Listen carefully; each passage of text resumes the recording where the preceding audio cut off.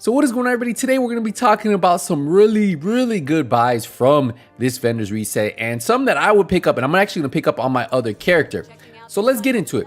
So Miss Mendoza actually has a designated hitter, not something I would pick up. So I'm actually just going to pass this. This comes with perfect reformation. So if you've been looking for it, here you go. The pristine example is actually one I would 100% pick up, even though it's an Araldi piece with perfect focus. Look at the second two piece. If you have a two piece, you'll have that 15% headshot damage. And then look, we have weapon damage on this, critical hit damage, headshot damage. And what is perfect focus? Increase total weapon damage by 6% every second you are aiming, while scoped 8 times or higher, up to 60%.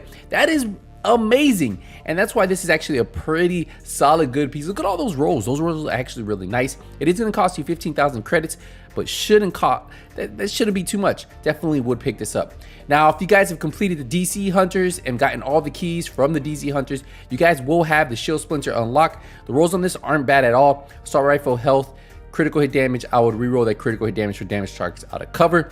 Now this Hunter Killer, this is one I would pick up if you guys have been looking for one with some really good rolls. Look at this. It has armor, headshot damage, maxed out critical hit damage. So you can max out the headshot damage for critical hit chance, or leave the headshot damage and max out the armor, or vice versa. And then you can min-max whatever you need to do. This comes with perfect intimidate.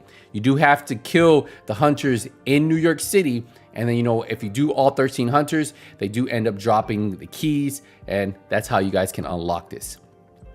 They have the Eclipse Protocol backpack.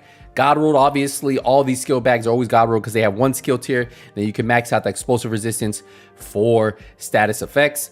They have the Rigger chest piece, not a chest piece I would run, so I would actually pass on this. But if you guys have been looking to put one together, you guys want to try it. It has skill tier, and then you could put skill damage on there. They have some Aces and Eights backpack with 10% weapon damage, but it has 8.2% headshot damage, exactly what you were looking for. So I'm going to actually pick this up on my other character. I'm going to max out that weapon damage, and then I'll slowly optimize the headshot damage to be at max roll. They have Hunter's Fury almost maxed out with the 14.1% weapon damage, and then you can change that critical hit chance for critical hit damage, or you could just re-roll that for max out critical hit chance. They have the hard wire holster with skill tier, and then I would change that for skill damage. Obviously, like I said, most of these pieces that are skill pieces are always maxed out because they come with skill tier. And just like the chest piece, they have the Rigger chest piece, and that's gonna have skill tier, and then you can roll skill damage on this. So yeah, you could actually have almost 2 pieces of Rigger and almost have yourself a nice skill build.